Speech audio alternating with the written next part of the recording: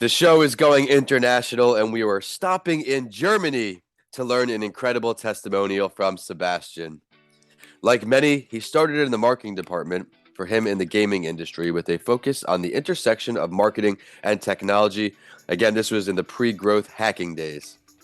He has co founded two startups, both of which failed, but were remarkable learning experiences. He has now started an SEO side project while working on his last startup to test the ideas, and he ended up falling in love with the clarity it provided in terms of what users wanted. He turned into the digital nomad lifestyle and traveled the world for a year while running affiliate sites. Fast forward, he has now co founded DoFollow.io, a premium link building agency, in late 2017 as a side project. He grew that side project from 0 to 7 figures in 4 years, growing the team from just the two founders to 12 core members, plus various VAs and other service providers. This company is focused on quality-driven link building and journalist outreach, providing a steady stream of high-quality backlinks to your website to support your content marketing efforts. We will discuss so much today, including all of that: link building, search engine optimization or SEO, content marketing, no-code tools, managing remote teams, digital marketing, and so much more. And since we are joined by a gaming entrepreneur on the show today, this week's spotlight story at the halfway point is going to be from an article online in the Entrepreneur Database titled "How to Become a Gaming Entrepreneur." And then we'll get Sebastian's take on it. But let's kick this show off. Sebastian, why did you originally become an entrepreneur? Yeah, first of all, thanks for having me. I wish I could start with a very inspirational quote here or a story, but actually I started out because of pain. And as you mentioned, I co-founded two startups which both failed. And the pain I was feeling there was mainly lack of clarity, and I was just not happy how we were approaching things. And at that time, I was dabbling in SEO. I didn't know much, to be quite honest. But what I loved about it was the clarity it provided. You can really see what people are looking for, and you can build and tailor products around that need.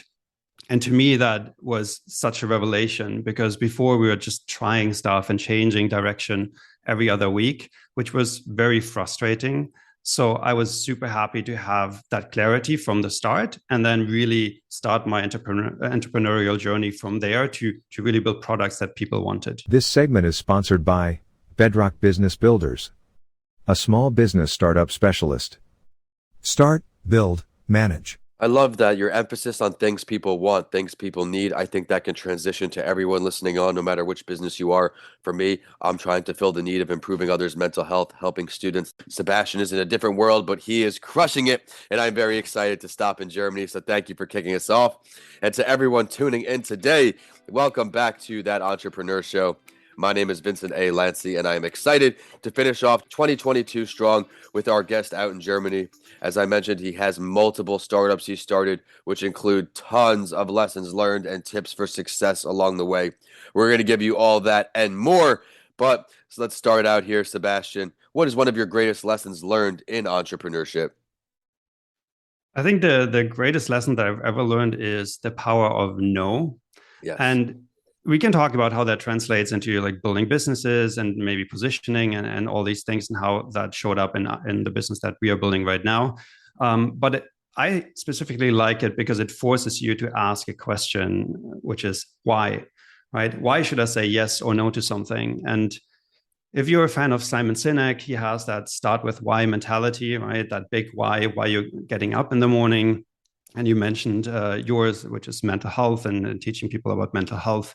But I feel the road to the big why is paved by a lot of smaller whys. And no's can help you to ask those whys in the right moment, right? Why should I do this? Should I commit to this, or shouldn't I commit to this? Should I take on this client? Should I say no to that client, right? There are a lot of no's along the way, and no can provide a lot of mental space to focus on the right things if you know yourself well. And I think that's the most exciting journey for me, to understand more about myself and why I'm saying yes or no to things. So yeah, it's a super helpful tool in designing a business that works for you, or just to understand yourself a little bit better. I love it. I have this here in the show notes. I've been typing it up. The power of no.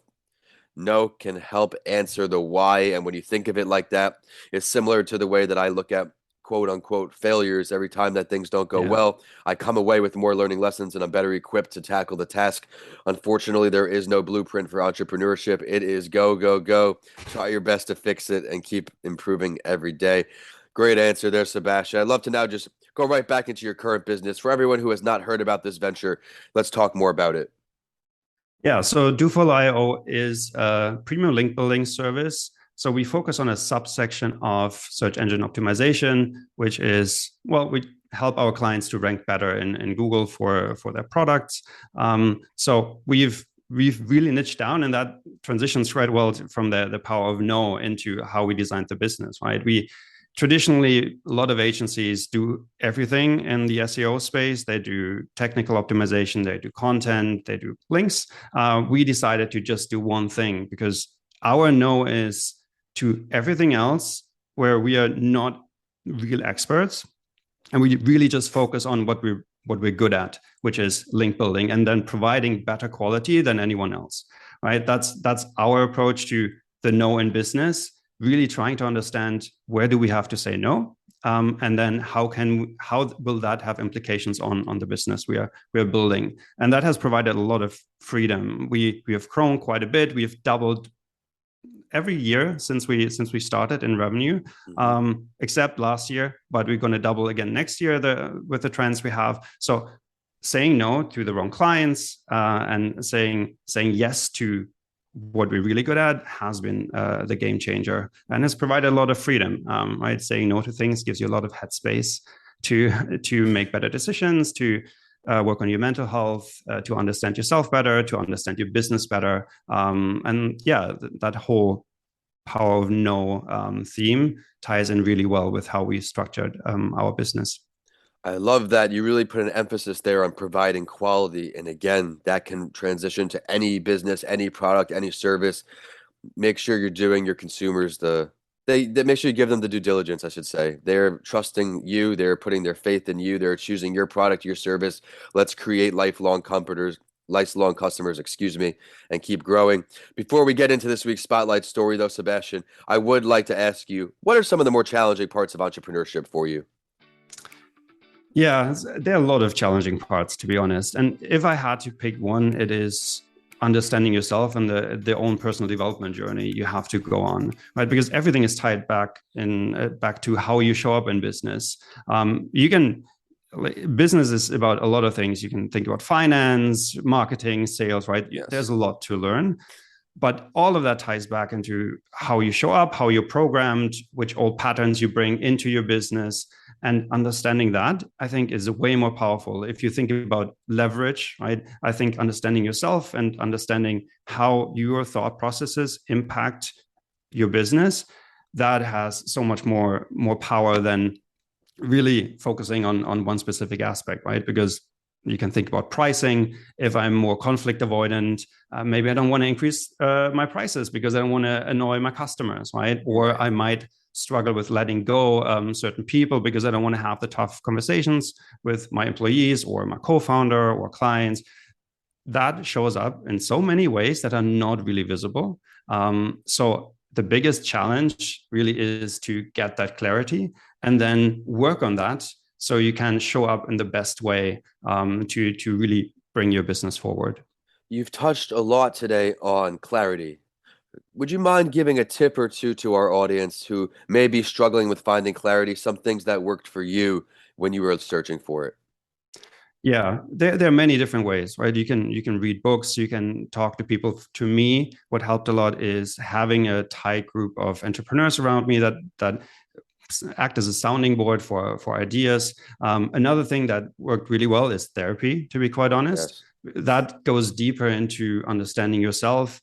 Money mindset can be a topic, for instance, but conflict avoidance, all these childhood stories that have formed us and how we show up today, I think are worth, it's worth looking at those and to have a neutral party to work through those with you. It doesn't have to be a therapist, right? That's my approach. And yes, we provide therapists to everyone in the company, for instance. But there are so many other ways. Conversations, having trusted friends, trusted advisors, a coach, a mastermind group, whatever works for you is completely fine. It's just important to make this part of your daily routine or weekly routine to create space for that kind of thinking and that kind of work, because it's hard to forget about that in your daily hustle, right? So I like to go for daily walks in the morning, and I just take 2 hours to think about stuff, trying to figure out what is the biggest challenge, where am I limiting myself, what are maybe factors that play into us slowing down in growth or me not being happy about something. And time is a luxury. Yes. That's true. But I think creating that time can lead to way better results. And it's not always work, right? I think hustle culture is quite dangerous because it paints a dangerous picture of work will get you there. Sometimes stopping and taking a step back and rethinking your approach is actually way more powerful than just going for it and just working 80-hour weeks. I couldn't agree with you more. Something I talk about in my book, Mr. Lancey Talks Mental Health, is taking breaks. A lot of entrepreneurs have experienced this burnout feeling, this hustle culture. I was involved in that, working 15, 16, 17-hour days, trying to grow myself as an entrepreneur, because there is always something to do, from website to social media to back-end work to simply your actual service and products. There's so much to do, but I find myself taking intentional screen breaks, intentional breaks. I exercise in the morning similar to you. I have my mornings routine, and that just pays major dividends for the start of progress I've been making over the last decade. But I think now it's a great time to hop into the spotlight story. And I'm excited for this one because I haven't had someone in the gaming industry come on the show. I know that's how you started, and it's a good testament to it's not always where you finish, where you start. Keep plugging away, everyone. But I do want to get some insight from our guest today on how to become a gaming entrepreneur, just in case there's anyone out there who is in this situation. There are many earning opportunities in this industry, and it is important to find your own unique niche when becoming a gaming entrepreneur. Gaming is a vast industry where you can earn money in many ways. Some develop a game, others work on innovative technologies that can be implemented in these games, and so much more. But what is the video game industry? There are many myths surrounding the video games that have formed a persistent stigma. For example, one of the misconceptions is that only teenagers are interested. According to research, about 47%, of the surveyed gamers are parents themselves. Others think that games are a man world. Contrary to this belief, Statista found that the gaming world in the United States is about to achieve gender equality. And I love that. Gaming industry opportunities you can use: game development, cutting edge technology, streaming, which has become very, very popular, blogging, esports, and so much more. And I'll touch on one famous gaming entrepreneur to see if anyone out there has heard of him. And this one is from the Kickstarter app. Palmer developed the first prototype of virtual reality device at the age of 18. Palmer Luckey founded Oculus VR, which is in the beginning of many video game starts, and raised $2 million on Kickstarter. Then Palmer sold the company to Facebook for $2 billion in 2015. At the same time, Palmer keeps working on devices that improve augmented world experience and the virtual one. Hey, Sebastian, what do you take away from this article? Yeah, first of all, I love it. I love the industry, right? I worked in the industry for 4 to 5 years. Still have a lot of friends that are working in the industry. So it's a great place to be. And I like how things have changed. Back in the day, you really needed massive budgets. There were still a lot of like indie developers there, but in general, it was harder to develop games. These days, it becomes easier. It becomes more of a distribution game, so you have to know how to market. But tools have become better. Right now, depending on when you listen to this, there is a game called Lord's Manor on Steam that it gets raving reviews, but it was built by one person, right? Which is insane. So the tools that we have at our disposal these days are insanely powerful, allow us to do way more than back in the day. But at the same time, I think what was a little bit lacking in the article was thinking about smaller opportunities that are still enough for like a one person band or maybe a smaller team. Right. Because there's so many new opportunities opening up, like Twitch streaming and so on, which they talked about, but you can provide services to Twitch streamers. You can build an agency that provides like just community support to gaming companies. So there's an ecosystem developing where smart entrepreneurs can find opportunities and then just specialize on that without having to build a game or build hardware, because that has a much higher barrier of entry. So super exciting. It's a new market, and there's a lot of money in that market, a lot of potential, and it's insane growth. Also thanks to the Nintendo Wii, which opened up the female market. Back in the day, it was really more like a thing for guys, at least out of my own experience. So the market is opening up. It's becoming way more diverse. Mobile is a big thing. VR, AR in the future. It's an exciting place to be. So yeah, lots of opportunities there if you're into gaming. Yes, thank you for the analysis. And everyone out there, if that is what you are seeking, go out and get it. There is a lot of opportunity. As he said, Sebastian is a great resource to have.